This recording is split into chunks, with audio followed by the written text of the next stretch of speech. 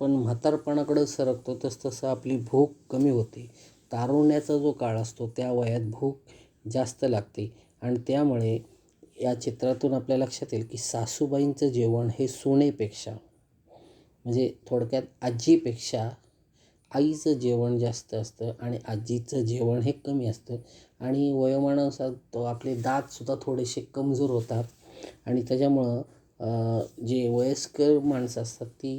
नरम अन्नपदार्थ म्हणजे ज्याच्यामुळे चावायला त्रास होणार नाही असे खाद्यपदार्थ ते खातात आणि म्हणून त्या आजी आहेत त्या अर्धी भाकरी दुधात कुस्करून खात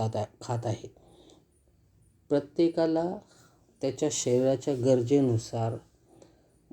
हे अन्न खावं लागतं आणि म्हणून आजीबाईंना जास्त चावता येत नाहीत म्हणून ते